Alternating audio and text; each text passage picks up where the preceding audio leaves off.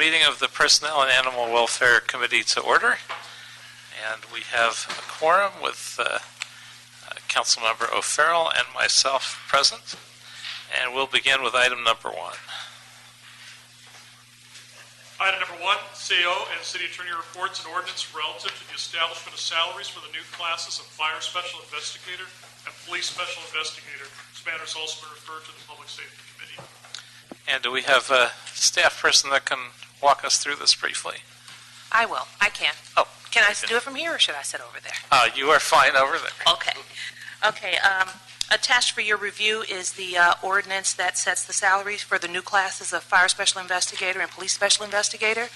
These classes were recently created by the Personnel Department for use by fire and police in order to handle their investigations, disciplinary investigations, and so forth. The established salary, or the recommended salary, is consistent with the Special Investigator 2 pay grade, which is what they are currently using, and it is the intent of the departments, of both departments, to move the incumbents, the current incumbents, over to the new classification, thereby resulting in no fiscal impact. So why the new classifications, and how do the duties differ from the old classification? We do have representatives from both departments, but I think from a global perspective, the public safety arena has various rules and regulations that govern the employees that are public safety employees, and I think that it is the department's intention to be able to set up not only minimum requirements, people with those kinds of backgrounds who understand the California laws that govern both police and fire, and using a more global classification doesn't really give them an opportunity to control the candidate pool in the way that they'd like to, in terms of the type of candidates that are in the pool with their background and experience. So it allows them to focus more on one department or the other, rather than just having a general ability to do the investigation. Yes, sir. It allows them to focus on public safety more specifically. And are you expecting to hire new employees into those classifications, or just move the existing employees into the two areas? How's this likely to play out? The current plan is just to move the existing employees into the new classification, but if other positions are authorized through the budget, then they would, of course, fill them with the new class. The departments are here to speak on the item if you'd like to. Yeah, that would be good. That would be good.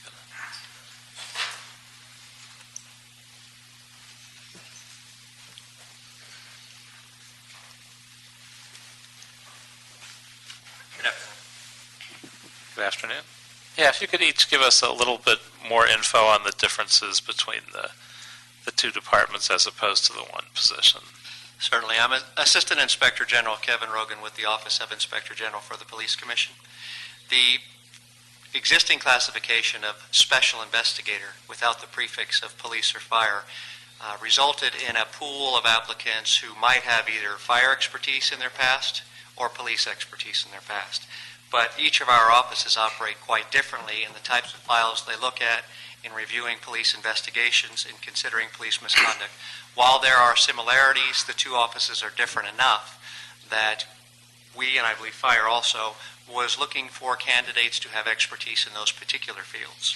So as we worked with personnel to update the classification of which type of investigator, we identified with personnel a need to separate the classes so that we could more accurately target the types of future employees we might like to have and develop the skills of the existing employees.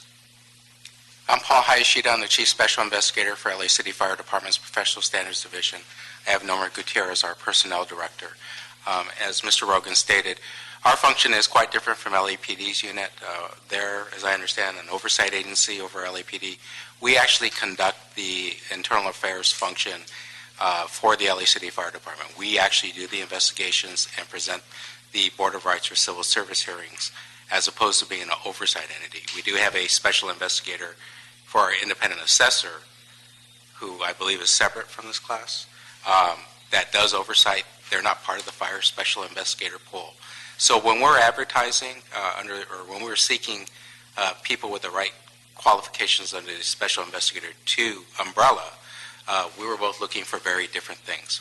We're looking for people who have actually done the investigations in the past to do them now, as opposed to what LAPD's Inspector General's office does. So we're hoping that this goes through because it'll help us focus our recruitments and find the right people. Seems to make sense. Mr. O'Farrell, any other? No questions. I think we will move this item without objection. So we'll approve the CAO's recommendation on this. Item number 2. Item 2, continued from January 20th, 2015. Personnel Department reports in response to motion current Cedillo relative to employment verification services.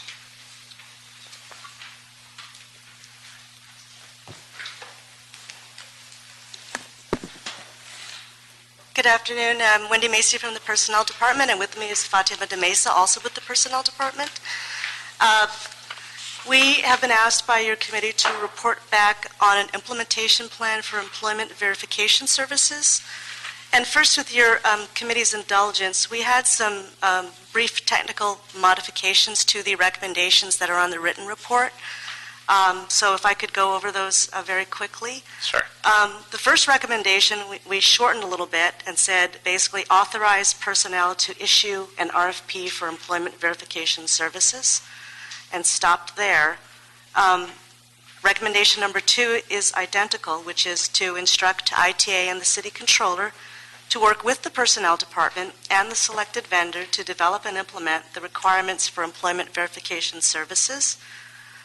We've added a recommendation number 3, which sort of split out a little bit from number 1, which is to instruct the City Administrative Officer to report to the Council on the proposed contract, including contractor selection and the Charter Section 1022 determination. And then number 4 is identical to our previous number 3, which is to instruct personnel with the assistance of the CAO to request funding for these services, if necessary, through the fiscal year 2015-16 proposed budget process. So thank you for your patience as we went over those modifications. And the Charter Section 1022 analysis hasn't been conducted yet, right? No, it has not. So how long will it take that to complete that? Well, it doesn't take long to complete that. That is something that the CAO's office can do fairly quickly once it's referred to us to complete it. So quickly as what, a month? No. A couple weeks? I mean, is it something really quick? Well, I mean, the reach out for it, in order to determine, who's doing it. There's one portion where we're going to determine if somebody in the city is already doing it, or if anybody in the city can do it. And then there is the fiscal part that says, whether or not it is economically feasible or makes sense to contract it out. So, with that said, I would say probably a couple weeks. Okay. And how will the services be improved by contracting it out to a third party? Well, as a reminder, there is currently no centralized or uniform process to handle employee verification requests. So this can lead to inconsistency in the handling and uncertainty with respect to employees' private financial information being exposed. Contracting the service to a third-party provider would improve the timeliness as well as the consistency and the reliability of the information available to the verifiers, the banks and so forth, who would be requesting the information. Now, does it help or hinder the employee's privacy? It seems like it would probably help it, but could you speak to that? Well, part of the implementation process will be in developing the RFP, we would need to work closely with the Controller's Office, which has the payrolls data, as well as ITA, to make sure that the contractor has all of the requisite security protocols in place to protect the security and privacy of our employees' information. As we've seen from recent breaches that have been in the news, we can't really be too careful. So that's a critical component, and that's why we had that recommendation in there, that it was very critical for us to work with those departments in developing the parameters so that we could make sure that that critical component was met. And why would this be better than us trying to develop a a better set of practices internally than we have. Obviously, what we have now is not acceptable and workable, but we either could contract it out to an entity that has experience doing this, or we could develop our own experience. Why is that not as good an option? Well, as with many things where people do things infrequently, it might be someone who handles payroll or personnel in a given department who might very infrequently receive one of these requests for employees, whereas if you have an entity that specializes in doing this for large entities such as the city and other public and private entities, where they handle these on a routine basis, there's less of an opportunity for having to retrain people again and again on the procedures, especially as people move about in the city. So we think that would create, again, more consistency. And just for the record, what's the cost of this process to us? The funding actually is paid for by the verifiers, so it's a service that they would charge, and so it isn't a direct charge to the city. So it's a cost to the extent that city employees are doing it now. It's a cost that we currently bear in a somewhat disorganized fashion, and we would no longer have to bear that. There's obviously going to be some staffing costs associated in time and implementation of the process, but again, our interests are in protecting employees' private information and ensuring consistency in the process. But in no way it's not more expensive to us in this case, one presumes. There may be some one-time costs in terms of preparing the RFP, but we believe that will be gained in the long term. Mr. O'Farrell. Thank you. Maybe when you come back and report on this, you could, once you address the inconsistencies and increase the efficiencies with payroll verification, I would imagine there are going to be savings. Maybe we could take a look at what those savings could be in the long run, if that would be possible. We'll see if we can calculate that. Again, I think it's people doing things on an ad hoc basis, so we'll see if we're able to capture that. Okay. It seems to me there are definitely savings there, and it doesn't sound like it'd be easy to figure that out, but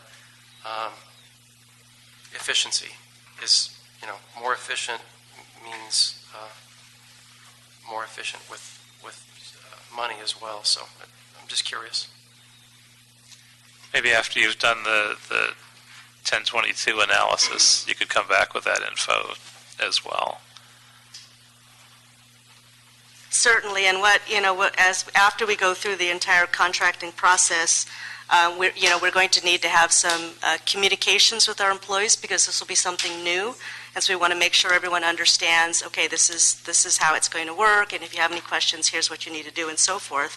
As well as we would recommend, possibly piloting it with certain groups, and then we can sort of see what savings are being achieved. We can see if there are any implementation issues that were unforeseen before rolling it out to the larger city population. So that would be our recommendation. I think that's good advice for anything like this, especially as we've seen the occasional miscue like the DWP rollout. I think we've probably learned that if it's something this new, we should do it in a bite-sized chunk first and see how it plays. But other than that, it sounds good. We'll move it forward without objection. Just not to muddle this, no objection, but maybe we can't get dollar savings, but we can certainly get time spent on verification savings. So that in of itself would be very informative, because that then, of course, would be time spent doing something more productive. Well, that can translate to dollars, so we could at least have a sense of it, I would imagine. Sure. So that'll move forward as amended. And item number 3.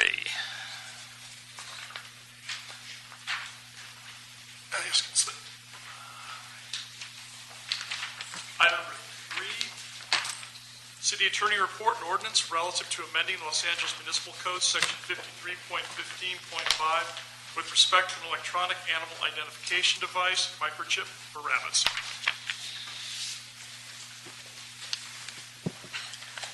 Good afternoon, members of the committee. This follows the direction of this committee and the City Council that rabbits be treated the same as dogs and cats for purposes of microchipping. And so it's I believe, a relatively simple addition to the municipal code. Just out of curiosity, how often do rabbits get out from their owners and come in and try to find their owners? Well, we may know that better after we've microchipped for a while, so we can track them.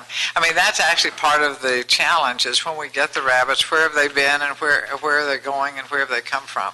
So if we can track them with the microchips, they might be more like dogs and cats, and we might have the chance to reunite them. Well, let me ask the question better. How many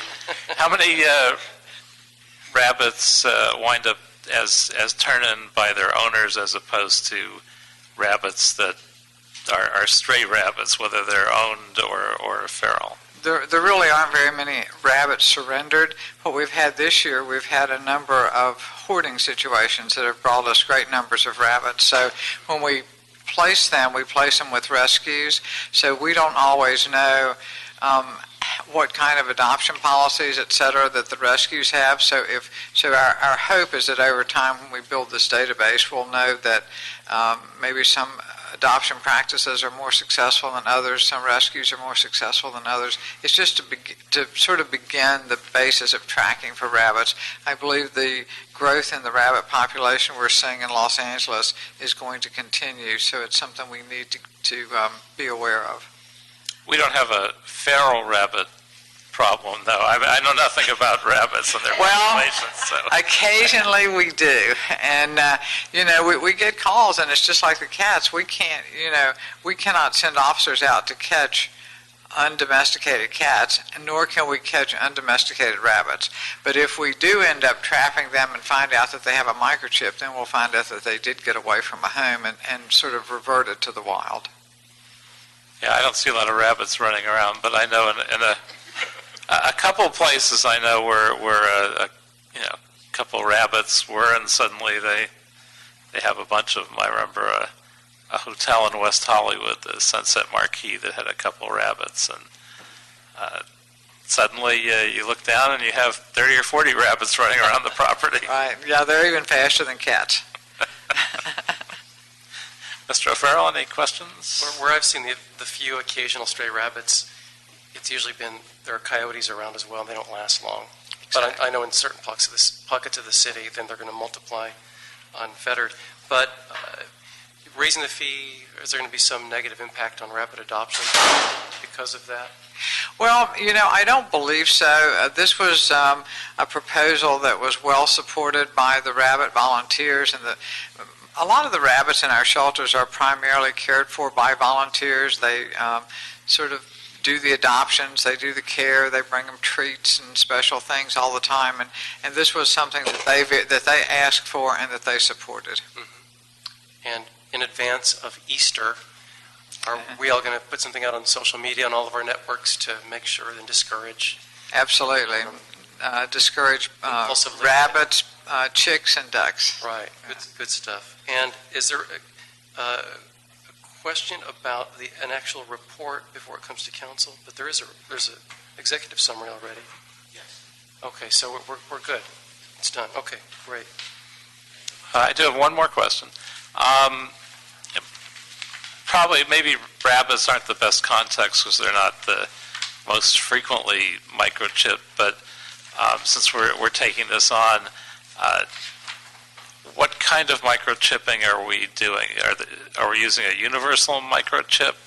Because I know vets will have the same issues that they have with dogs and cats, obviously in smaller numbers, if we're microchipping them. Yeah, our current microchip contract that's expired, and we're working on getting a new contract in place, is with Avid. We'll probably be using Found Animals microchips. They're all universal scanners. It's the same microchip that's used in dogs, cats, rabbits, horses. So we'll be going to a universal microchip for all our animals. Absolutely. Very good. All right, if there are no other questions, we will move this forward without objection. Thank you. And So we approve the city attorney report on ordinance, and if there are no other speakers, no other items on the agenda, we are adjourned.